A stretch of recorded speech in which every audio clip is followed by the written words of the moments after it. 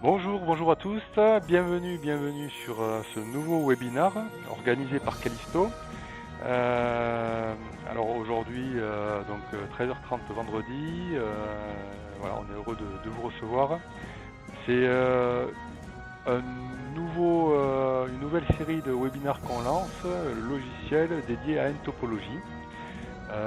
Alors, pour présenter Callisto, Callisto, on est intégrateur de solutions de modélisation 3D, de scanner 3D, d'imprimante 3D. On est situé à Toulouse, on est une petite dizaine de personnes et voilà, ça fait 20 ans qu'on accompagne nos clients dans l'intégration de ces technologies. Nous organisons donc des webinars de manière régulière et on a décidé de lancer le webinar tous les vendredis, 1 heure de webinar pour vous parler de N-topologie. Alors voilà, on a décidé de parler spécifiquement de ce logiciel puisque c'est quand même un concept très innovant et qui devrait faire bouger et faire évoluer en fait la conception. Alors c'est issu du MIT des États-Unis. C'est un logiciel qui a quelques années mais qui est tout récent et qui permet en fait de modéliser, on va dire, n'importe quelle géométrie de manière très robuste, puisque la conception du logiciel en fait diffère des CAO traditionnels qui sont basés sur des surfaces, sur des sommets, sur des points. Là, voilà, on va travailler sous forme de formules mathématiques, ce qui permet en fait d'avoir des structures internes, de créer de la matière en fait de manière vraiment très robuste. Et aussi quelque part presque de manière illimitée en termes de surface. C'est-à-dire qu'on n'est plus limité aux surfaces et limité aux tailles de fichiers. On peut créer des choses avec des surfaces très importantes sans être limité.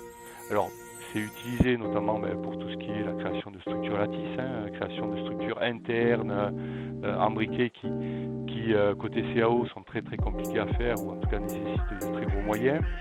Là ça va permettre de le faire de manière simplifiée. Autre utilité du logiciel et autre nouveauté, on va dire, et un petit peu révolution, c'est qu'effectivement c'est la conception automatisée par module. Donc on va créer en fait un flux de travail et on peut concevoir comme ça une pièce, un produit, un assemblage à la demande, sur mesure, mais de manière automatisée. Donc tous ces webinaires là vont être dédiés à ce logiciel-là et vont permettre de vous expliquer justement tout ce qu'on peut faire avec. Donc l'idée c'est chaque vendredi une application et on va commencer donc aujourd'hui par l'application qui est la création en fait de structures sur tuyère. Donc c'est des structures de renfort, structures treillis pour permettre de renforcer. Alors là dans le cas d'exemple on a pris sur l'aéronautique qui est une tuyère aéro, mais effectivement ça peut être appliqué à beaucoup d'autres structures. Voilà, donc ça c'est le webinaire d'aujourd'hui. Alors j'ai le plaisir de recevoir Alejandro Lopez, qui est la personne responsable technique en Europe sur le logiciel N-topologie et qui va nous montrer cette application et nous faire découvrir une des applications de N-topologie. Alors merci d'être présent. Donc on va démarrer, voilà, il va nous présenter un petit peu plus N-topologie, la fonction du logiciel et on va passer après très rapidement directement sur l'application. Voilà, sachant que tous les vendredis il y aura une application différente, donc suivez-nous sur les réseaux, voilà, dès que vous avez une application qui vous intéresse, vous êtes les bienvenus. Et on démarre, je te passe donc la parole, Alejandro, à toi. Alors, la première question que je veux traiter avec vous, c'est pourquoi N-top a gagné autant d'intérêt. Comme Pascal disait, c'est une nouvelle façon de désigner. En fait, c'est pas de la CAO exactement. On travaille avec les fichiers CAO, c'est notre espace de design, on peut dire, notre input. Mais après, N-topologie est utilisée pour performer opérations de design complexes qui prend beaucoup de temps ou sont directement pas possibles avec d'autres outils et ici ça devient très facile et très rapide. Donc on peut faire des choses comme par exemple la organisation topologique, automatiquement faire une structure prête pour la manufacture. En plus on peut rajouter des lattices et vider encore plus les matériaux par rapport à des résultats de simulation. Après, on a aussi un module où on peut faire le slicing directement pour exporter à différentes machines. Du coup, je veux rentrer un peu plus en détail sur comment ça marche chez Ntop, la modélisation. Avant ça, c'est juste vous présenter un peu le type de problème qu'on est ici pour résoudre. Et dans la CAO, qui est une technologie qui a plus de 40 ans, et quand on essaie de faire de la conception avec de la structure périodique, par exemple avec des structures comme ça, un peu plus, voilà, qui a beaucoup de features partout, qui est très répété partout. On a beaucoup de phases, on a beaucoup d'interactions complexes, et ça peut amener des problèmes parfois parce que si on change un peu la paramétrisation du modèle, on peut casser par exemple toutes les opérations de fileting ou voilà, on peut perdre la paramétrisation des phases qui arrêtent d'exister, etc. Et si on essaye de créer ce type de structure, ça devient très très lourd et très très difficile, très rapidement. Et c'est à cause de ça que Entopology utilise la modélisation implicite. On est les pionniers pour utiliser ce type de technologie pour l'ingénierie mécanique. La raison, c'est que cette modélisation permet de faire des interactions entre différents composants périodiques, complexes, lattices, tout ça, automatiquement parce que notre modélisation est volumétrique. C'est pas de phase, de edge, de vertices, etc. Ou c'est pas un format lourd avec plein de triangles, etc. C'est vraiment une façon de faire mathématique. Les kernels, ce qu'il y a derrière, c'est des équations implicites mathématiques. Du coup, quand on change la géométrie, le seul truc qu'on fait en fait, c'est changer les équations qu'il y a derrière. Et ce qui fait que modifier la géométrie soit beaucoup plus facile. Et surtout quand on a beaucoup de structures périodiques. Du coup, pour rentrer un peu plus en détail dans ça, ici un exemple. À gauche, on voit comment ça serait les lattices, la unité dans la lattice, dans la CAO. Et à droite, comment ça c'est en implicite. Du coup, à gauche, on peut voir que on a différentes faces et voilà, edges et vertices.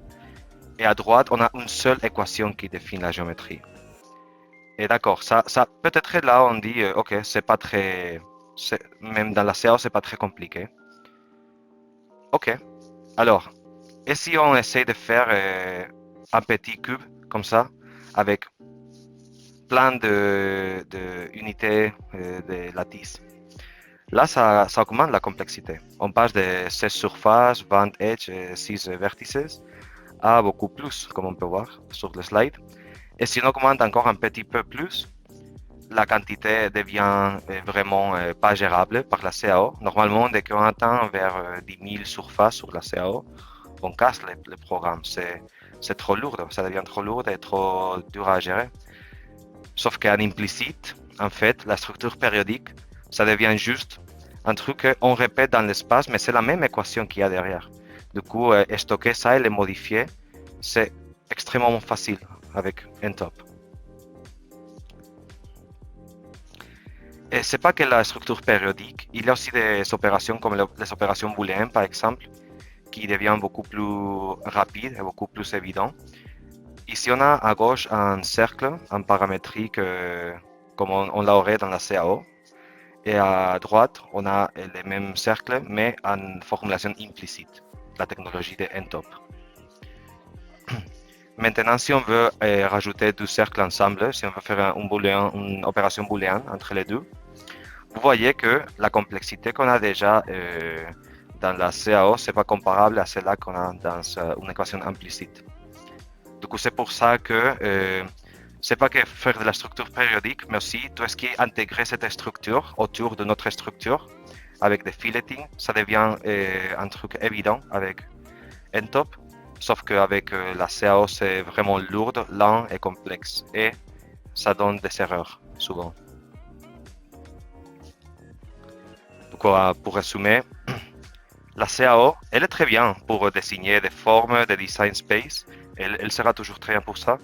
Mais il y a un nouvel type de design, il y a de nouveaux types de design qui ne sont pas gérables avec cette technologie. Et c'est là où Ntop rentre à faciliter beaucoup les choses, à permettre de faire beaucoup des alternatives de design et à permettre de faire ça dans une quantité de temps qui est raisonnable. Et après, il y a des autres avantages par rapport à la formulation implicite de la géométrie. Du coup, comme on traite la géométrie mathématiquement, on peut prendre n'importe quel type de champ de contraintes ou de température ou de data de données de sensors de pression, par exemple.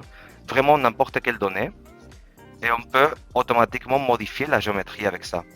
Du coup, ça ouvre les portes à de nouvelles possibilités de ce qu'on appelle lightweighting pour vraiment de faire d'une façon intelligente où on garde la matière où vraiment il nous faut et on diminue l'épaisseur ou la densité de la tige là où il ne faut pas l'avoir. Du coup, c'est pas que la optimisation topologique, mais on peut y aller plus loin et encore utiliser de la tige dans la optimisation topologique par exemple et seulement avoir de l'épaisseur augmentée là où il nous faut vraiment. Du coup, ça ouvre plein de possibilités pour faire du design en même temps lightweighting, mais léger, mais en même temps résistant et suffisamment raide. Du coup, voilà, Ntop rentre les workflows où on a même par exemple la CAO et dans Ntop, on va optimiser pas mal les composants.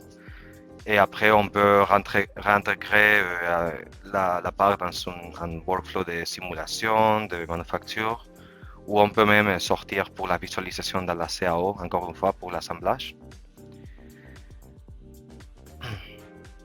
Et du coup, juste quelques petits cas d'optimisation qu'on a fait avec Ntop, et après, on sautera à l'application d'aujourd'hui.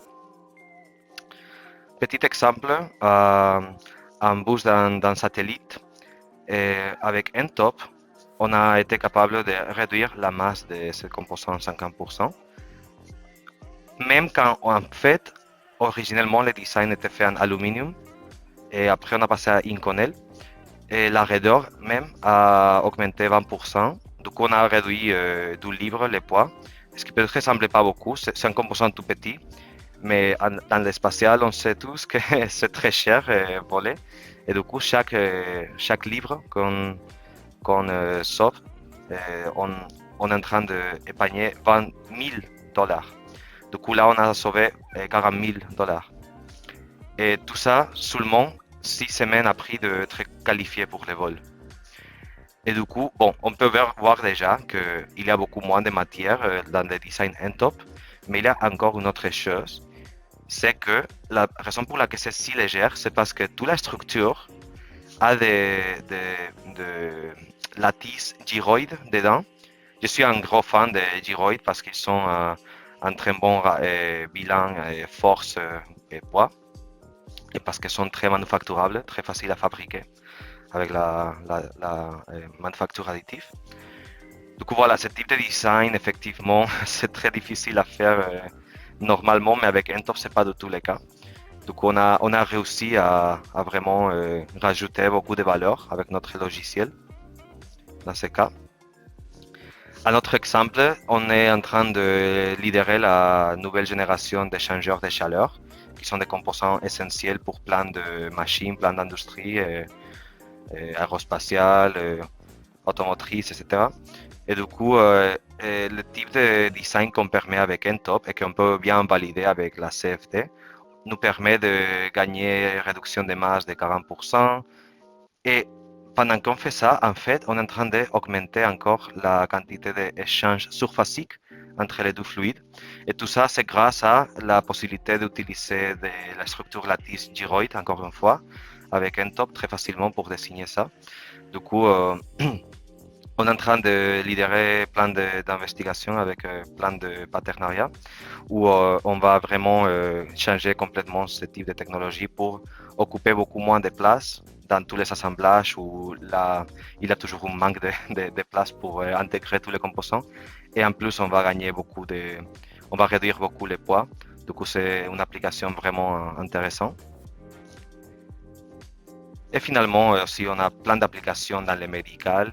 Ce qui est bien avec Entop, et on va voir ça aujourd'hui, quand on fait un workflow qui fait une opération de design, on peut répéter ce workflow une fois et une autre et une autre. Et ce qui est bien, c'est que on ne désigne pas un composant, on désigne un processus qui optimise les composants à chaque fois. On change les inputs géométriques et on répète la même opération complexe de design sur les nouveaux composants.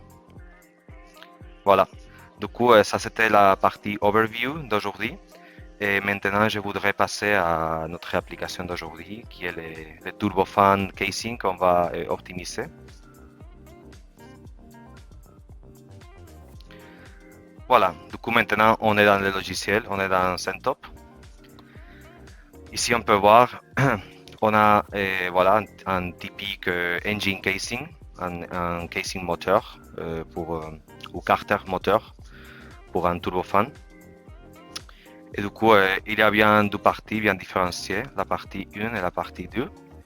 Et ce qu'on va faire, c'est on va essayer de rajouter de la, des nervures. On va rajouter des nervures sur ces casings pour permettre de diminuer l'épaisseur et assurer que, que ce composant va tenir les efforts qu'il faut. Du coup, on va juste voir très rapidement comment c'est organisé le workflow dans Entop. Du coup, vous voyez, il y a une partie input. Dans cette partie input, je peux définir des différents paramètres.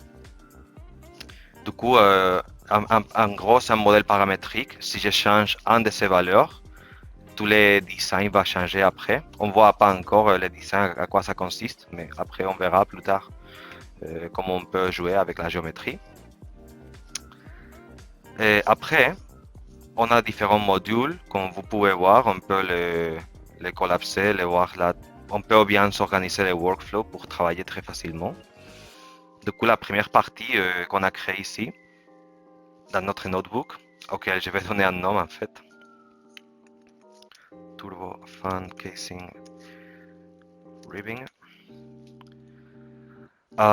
Du coup, la première partie, c'est toujours voilà, amener la CAO, ce qu'on voit maintenant.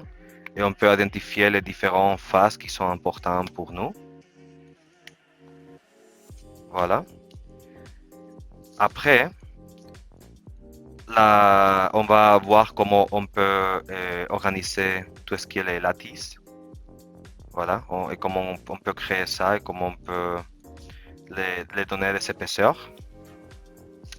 Après, on va voir comment on peut rajouter des trous pour avoir différentes options de design pour les lattices, comme on peut voir sur l'écran maintenant. Donc, ça, c'est l'option numéro 1, option numéro 2, option numéro 3. Après, on verra pourquoi il y a différentes options, quel est le but de ça, et on verra pourquoi, lesquelles on va choisir.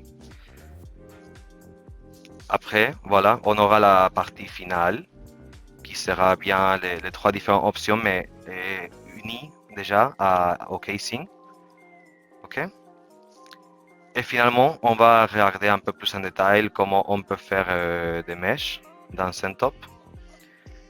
Et pas que ça, mais aussi on va voir comment on peut les analyser avec des éléments finis chez Entop, comment on pourra déformer la structure et comment on pourra obtenir les résultats des contraintes.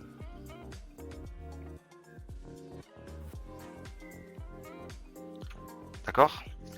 Du coup, voilà les overviews de ce qu'on va avoir aujourd'hui. Du coup, je reviens un peu en arrière et on commence de tous les débuts, juste pour voir un peu en détail comment ça marche chez Entop. OK.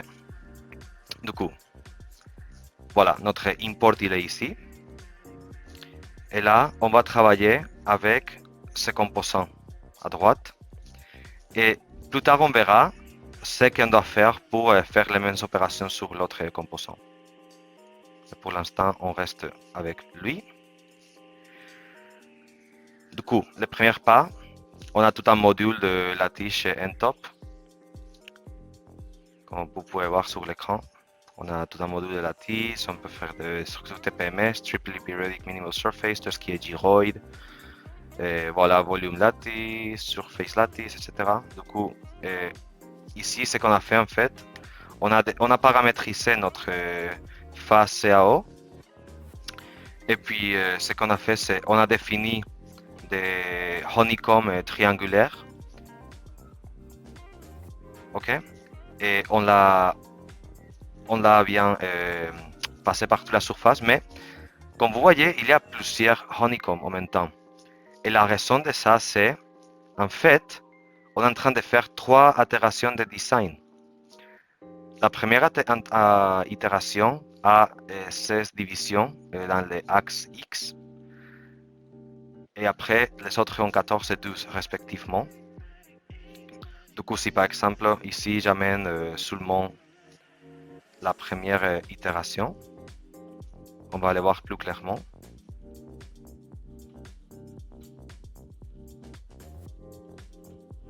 Du coup, là, si on met, voilà, 16, 8, 1.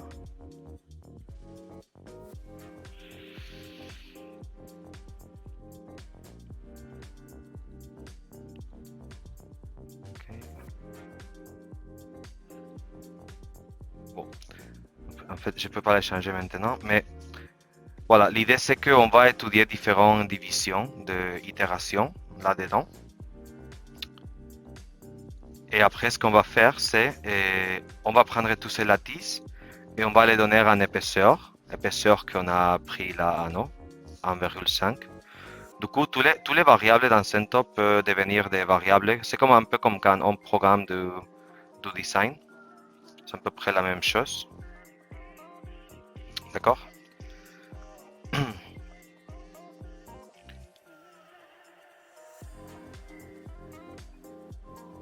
Ok. Du coup, juste un second. Je suis en train d'actualiser. Ok. Ok. Après, une fois qu'on a la structure lattice,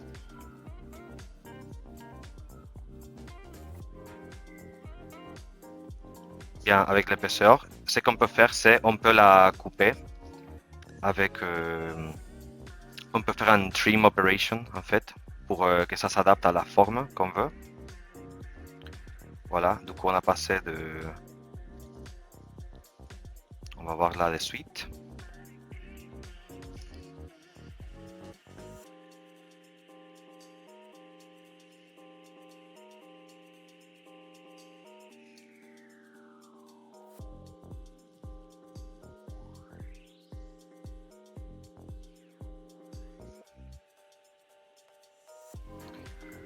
Voilà, là on avait cette structure. Après on a pu la couper pour que ça s'adapte meilleur à notre géométrie. Ça on l'a fait à travers des opérations de thickening. En fait, on peut prendre la géométrie de référence, augmenter sa épaisseur. OK? Et du coup avec ça, on peut... bon, ça est... En fait, on a soutrait ça de ici. Et du coup, ça nous a donné cette géométrie qu'on voit. OK? Et c'est cette géométrie qu'on a utilisée pour nettoyer un peu notre lattice et finalement avoir cette forme bien autour du casing.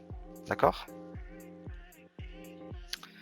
Du coup, voilà pour la première partie de tous les 3 lattices.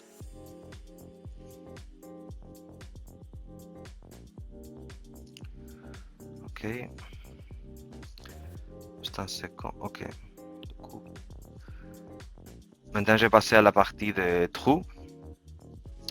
Du coup, ce qu'on a vu, c'est que on a des lattices ici, mais en fait, on voulait rajouter des trous. Du coup, ça devient très facile avec Ntop, encore une fois. On sélectionne la face et on peut créer des lattices, mais avec l'intention de faire des trous, en fait.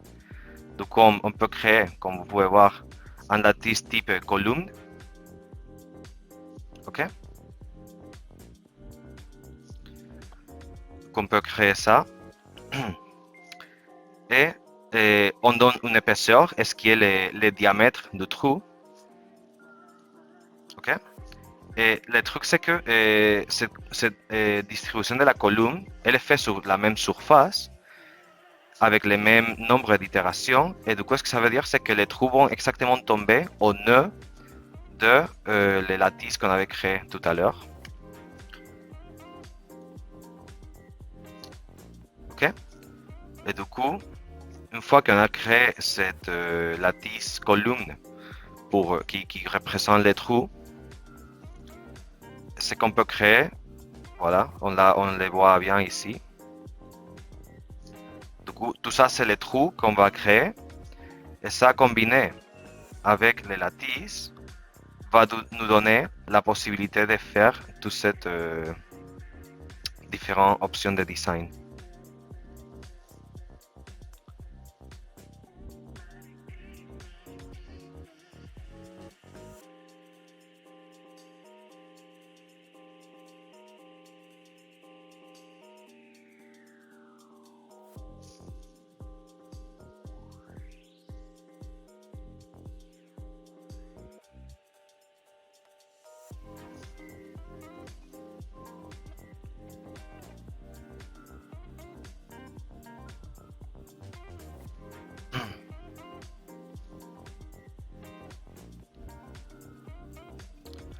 Voilà, du coup ici on a la première option, comme on disait tout à l'heure, avec un nombre de divisions de 16, 8, 1.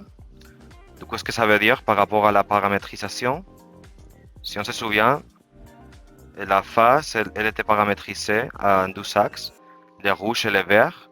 Du coup, dans les axes rouges, on a 16 divisions, et dans les axes verts, on a 8 divisions, et dans les axes transversales, on a une seule division. Du coup, on n'a pas différentes divisions. Voilà. Du coup, ici, on a cette première option, et en même temps, on a produit les autres deux alternatives. L'alternative numéro 2, qui a seulement 14, et l'alternative numéro 3, qui a 12. Du coup, déjà, vous voyez que avec Ntop, cette petite structure, elle n'est pas lourde, c'est pas quelque chose qui prend beaucoup de temps à se générer. Et aussi, voilà, du coup, ça rentre un peu dans l'étape de lattice et comment tout ce qui est lattice, c'est facile à générer avec Ntop. Mais aussi, j'avais parlé de comment les opérations booléennes sont faciles chez Ntop. Et on peut voir ça bien ici, quand on rajoute ces lattices au casing.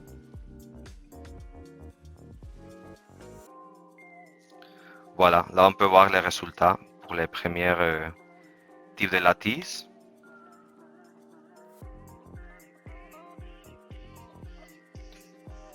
Et là pour les 12e, et là pour les 3e. Voilà.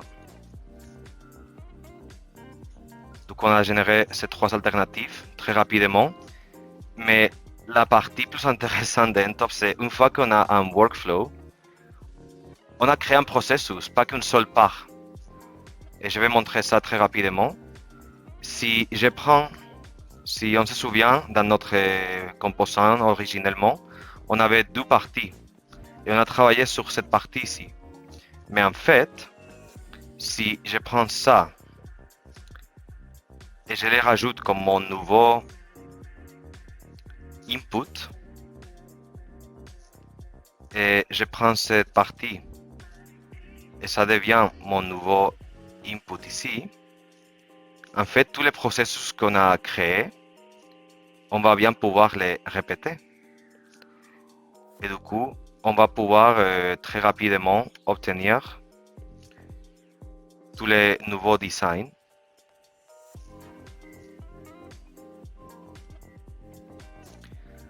Sur une géométrie différente que vous voyez à une curvature différente, etc. Du coup, avec Ntop, si on fait ce type de structure périodique, la gagnée du temps, elle est immédiate. On fait le processus une fois Après, c'est juste actualiser quel est l'input qu'on veut avoir et c'est tout.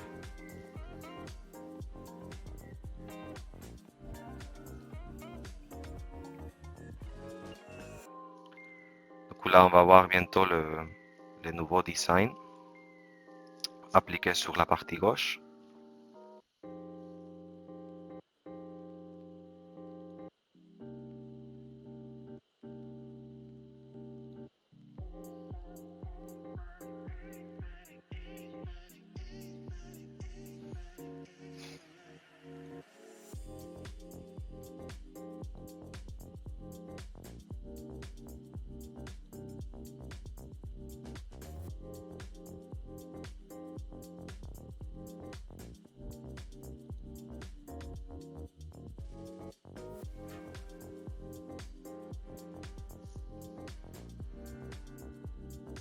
Voilà. Donc on vient de générer cette géométrie sur une surface complètement différente, juste à côté. Et on a généré toutes les trois alternatives de design, bien sûr. Du coup, voilà, et je pense que cet exemple montre bien la facilité avec laquelle on gère ce type de géométrie et comment on fait des workflows toujours qui sont répétables. Ok?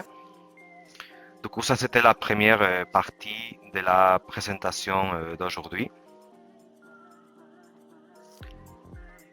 Voilà. Et la deuxième partie, c'est la partie analyse du design. Du coup, ce qui est bien dans CentOps, c'est pas qu'on fasse seulement le design, mais on a notre propre module de simulation où on peut valider ce design. On peut aller analyser en statique, en modal, en flambage ou en thermique notre design. Du coup, ça c'est important parce que effectivement, si on désigne sans savoir si on va tenir les efforts, c'est un problème. Et dans CentOps, il ne faut pas sortir pour choisir quel est le bon design. On peut faire toute l'itération de design ici. Et après, effectivement, si on veut faire une validation complète avec un outil certifié pour l'aérospatiale, par exemple Nastran ou Abacus, on peut aussi échanger des maillages ou des modèles complets avec toutes les conditions limites dedans. On peut bien sortir ça. Bon, ça se voit un peu petit là, mais vous pouvez voir, je peux sortir des fichiers Abacus, ANSYS, Nastran. Okay, ça se voit un peu trop petit ici parce que j'ai changé d'écran avant. Mais vous voyez l'idée. En fait, NTOP, c'est bien parce qu'on peut générer autant de géométries qu'on dit, OK, je peux générer 50 designs différents. Comment je sais lequel est le bon? Mais voilà, on peut faire toute cette itération ici dans CentOp.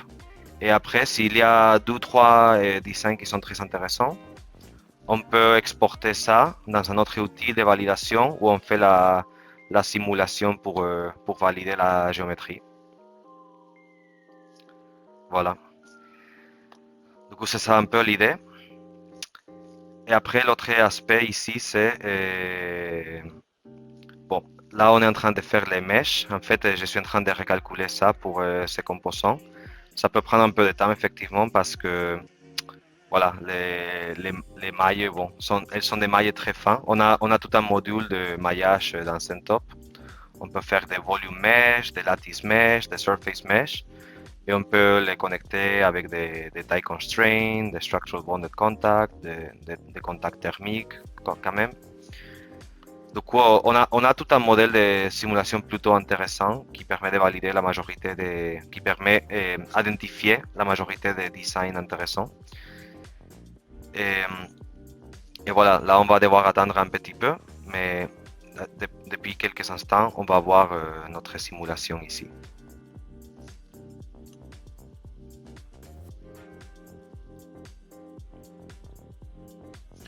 Du coup, là on va attendre un petit peu pour que la simulation passe.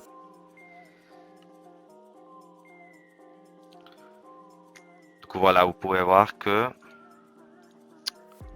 on a déjà généré les 3 maillages pour les 3 formes. Voilà. Et du coup, là, ce qu'on est en train de faire maintenant, cette maille, elle est en 2D. Du coup, c'est la maille externe de la forme. Et ce qu'on est en train de faire, après, on fait cette opération de remesh, en fait, parce que les mailles, ça peut utiliser dans deux sens. Ça peut être un export un peu générique pour l'impression 3D ou la manufacture normale aussi, ou pour les modifier dans d'autres outils, etc. Mais après, avec Ntop, on a un bloc qui s'appelle Remesh Surface.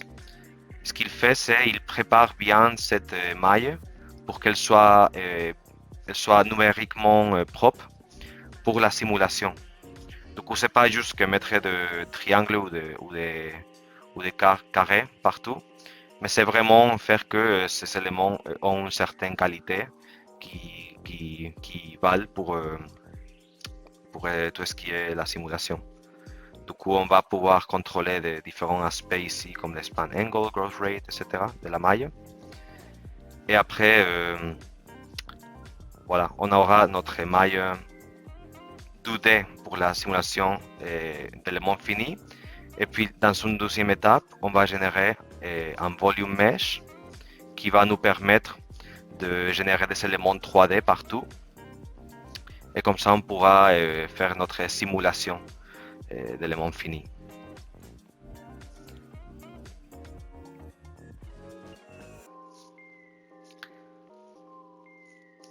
Un autre aspect sur lequel je veux faire un commentaire.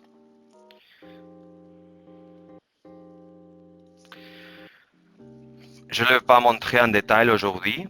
On a plus de ressources sur les support sites de Entopology.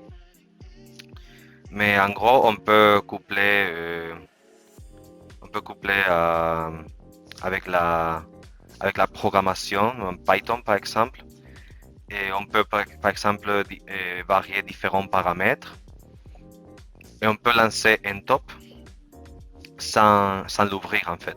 Si on veut faire ce qu'on appelle design of experiments, tout ce qui est voilà, j'ai plein de paramètres possibles, je ne sais pas lesquels sont les meilleurs pour ma application. Et on peut faire ça, on peut voilà, écrire tout ça dans un script Python et les lancer et Ntop va le faire automatiquement. Et après on peut le lancer le soir et le lendemain et aller regarder les résultats et voir et décider quelles sont les alternatives de design plus intéressantes.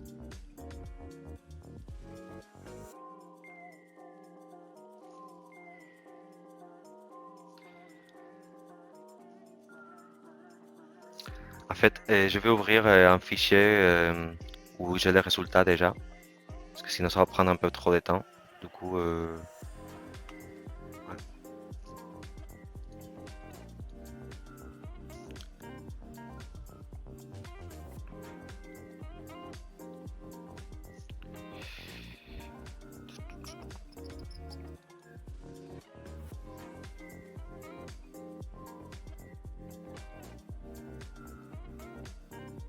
Ouais, ça va être plus rapide comme ça.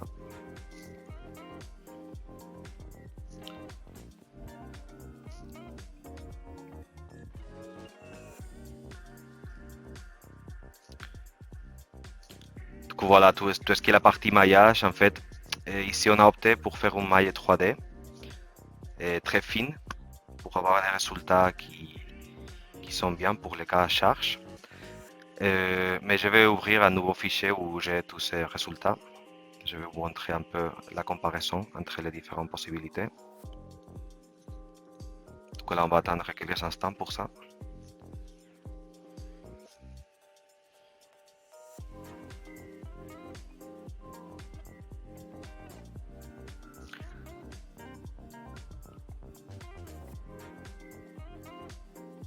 Entre-temps, est-ce qu'on a un chat avec des questions? Ok. Bon, si quelqu'un a des questions, veut les mettre dans le chat. Je suis là pour répondre.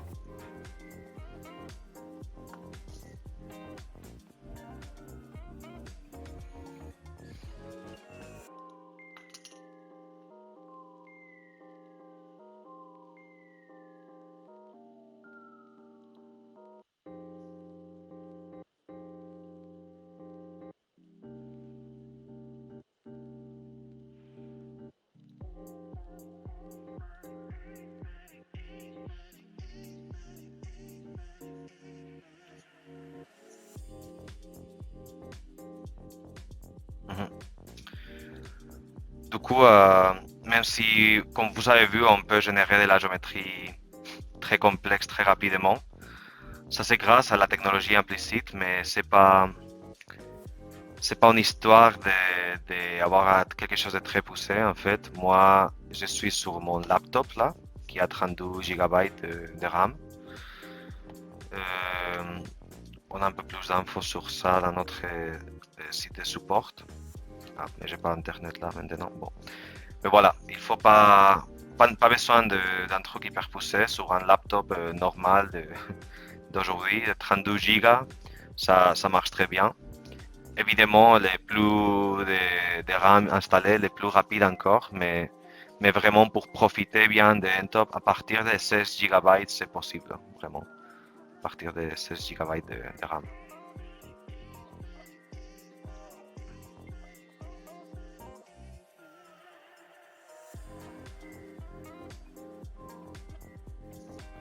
Si quelqu'un a d'autres questions, allez-y.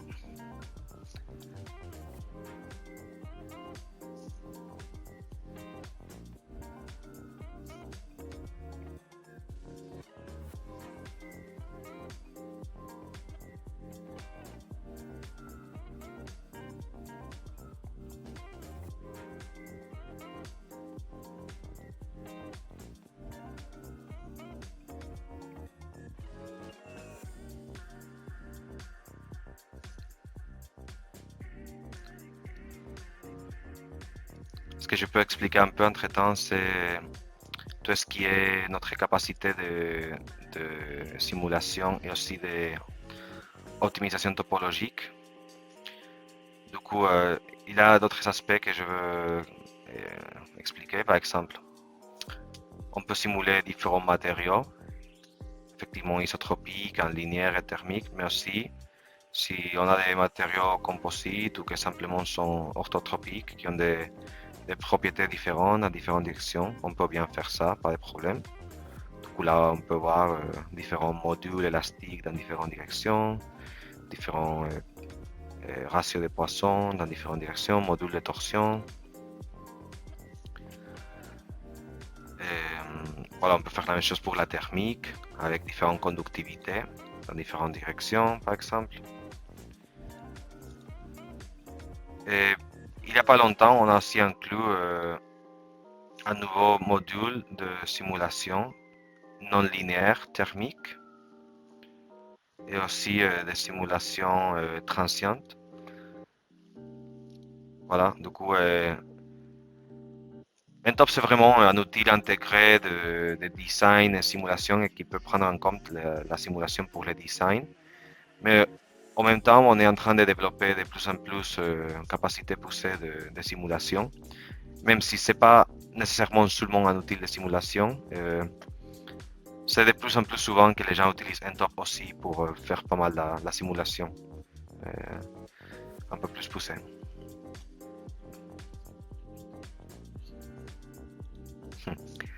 Du coup, ça, je peux sortir un petit slide. Ah non, j'ai pas internet. Bon. Et en gros, ça fait 12 ans vraiment que Ntop Platform est sorti, mais la société Ntopology, c'est l'idée, elle était conçue vers 2015 en fait. Et bon, là c'était la recherche dans la modélisation implicite c'était la recherche dans la modélisation implicite pour l'appliquer à l'ingénierie mécanique. Et effectivement, dès que ça a maturé un peu, ça a amené beaucoup d'attention et bon, après, on a eu différents rondes d'investisseurs dans notre entreprise et finalement, on a un produit prêt pour plein d'applications industrielles comme on peut voir.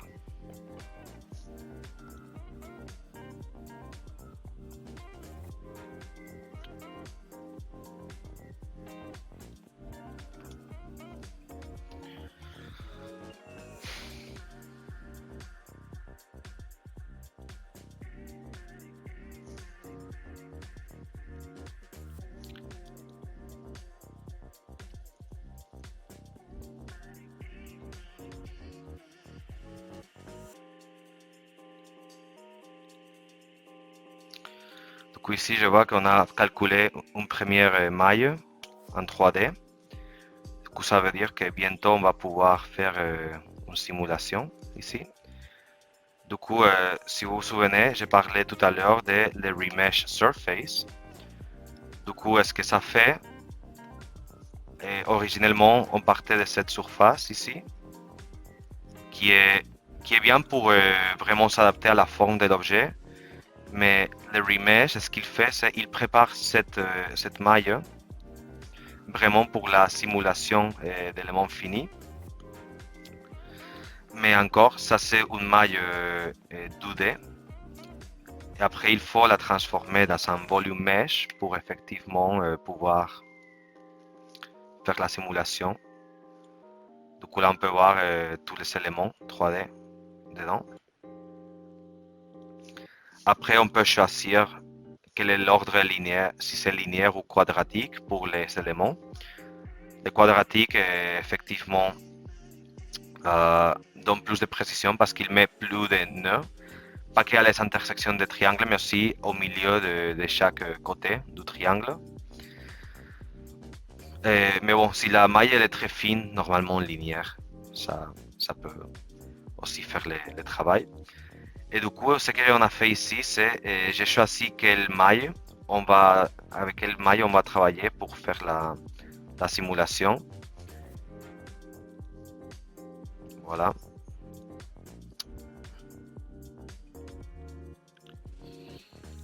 Okay.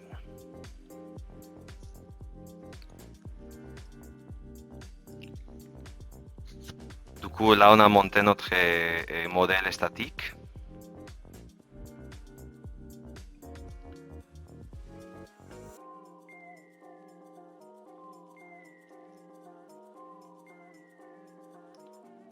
Okay.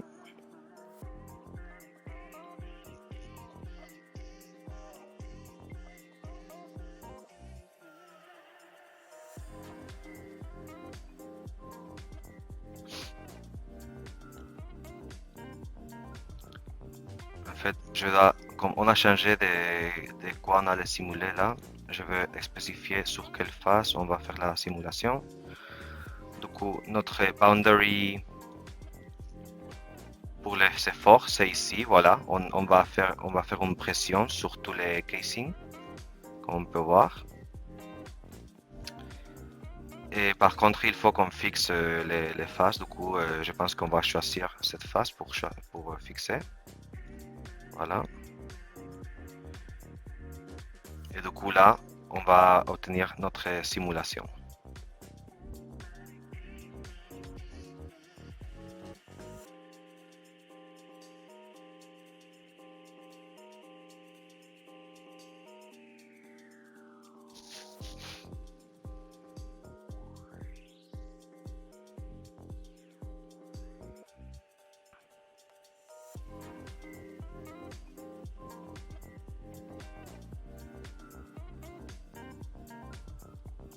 Je suis en train de calculer là.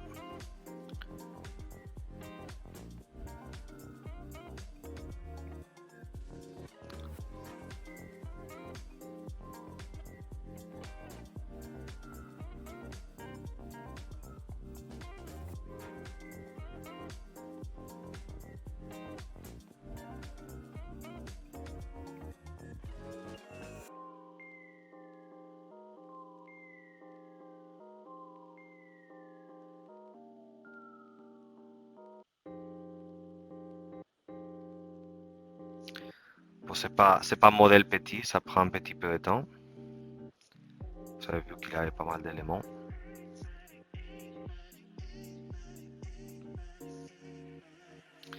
Après, ce qui est bien, c'est avec l'analyse qu'on a mis ici, on a tous les mailles créées et on peut juste modifier sur quelle maille on fait l'analyse. Et du coup, on peut analyser les résultats stress pour chacune de ces possibilités de lattice sur la structure.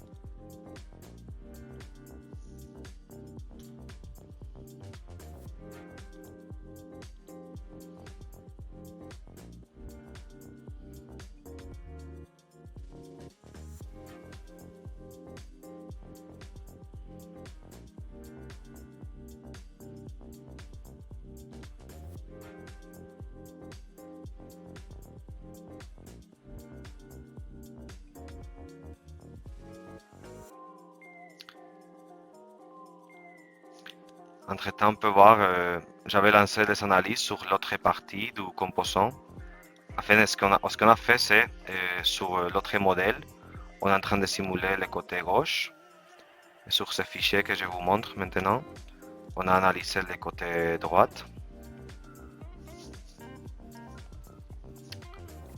Du coup, on a déformé le casing comme ça, pour ce cas à charge. Et voilà, on peut aller regarder les résultats stress où ils sont plus élevés.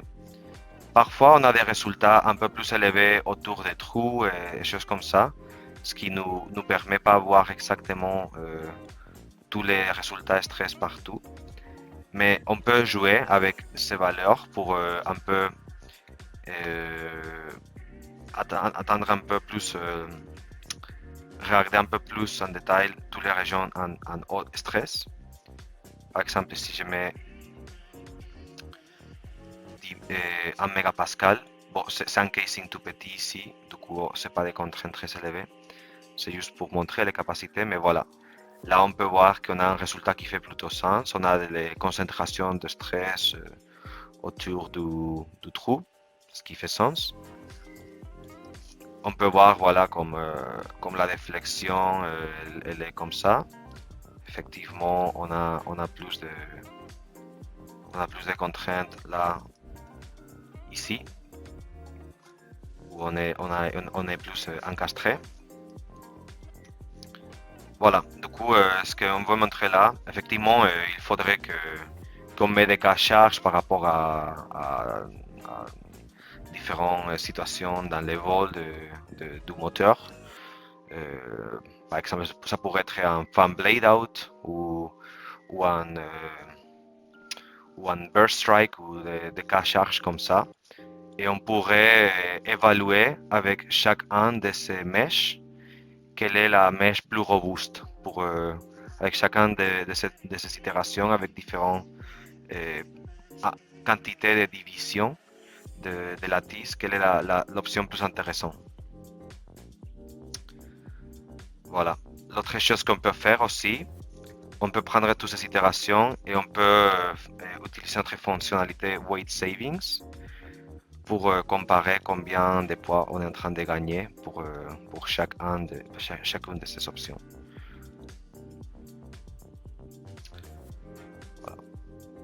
Du coup, là, si je prends notre cat body, je peux faire implicit body from cat body. Voilà, et je pourrais amener ici celui-là.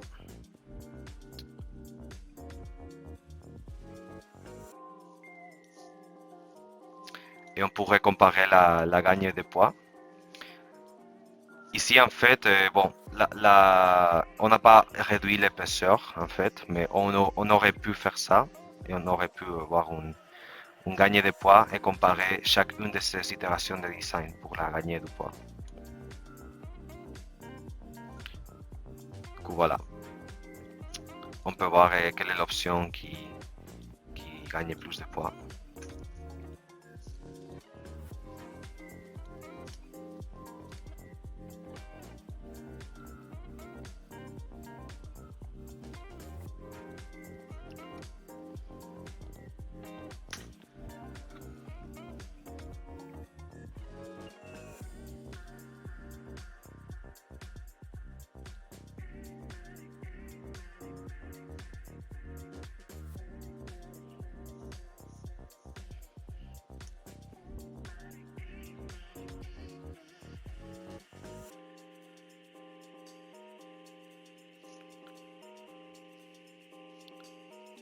Voilà, du coup, on voit que la première option, en fait, elle rajoute plus de poids que les autres deux.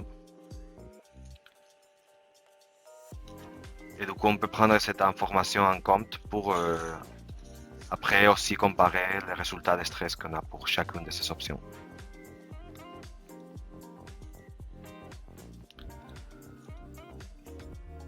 Et là, on a presque fini les résultats stress pour la deuxième partie du casing. Et bon, ça c'est tout ce que je je voulais vous montrer aujourd'hui. Du coup, merci. J'espère que vous avez vu bien comment on peut réutiliser les différents workflows qu'on développe et comment très rapidement on est capable d'aller faire des analyses de stress dessus. Et j'espère que c'est intéressant et on se voit la semaine prochaine pour la prochaine application. Merci.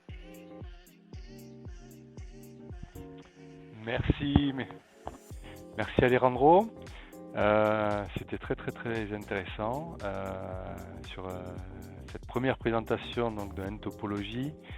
Alors j'espère que ça vous a plu, j'espère qu'on va vous poser quelques questions, donc si vous voulez bien y répondre, pour essayer de faire évoluer ces webinars et de les améliorer.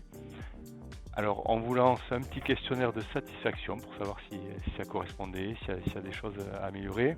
Alors première question, voilà, donc êtes-vous globalement satisfait de la démonstration? Donc si vous pouvez nous répondre oui ou non. Ensuite on vous demande une petite note de 1 à 5.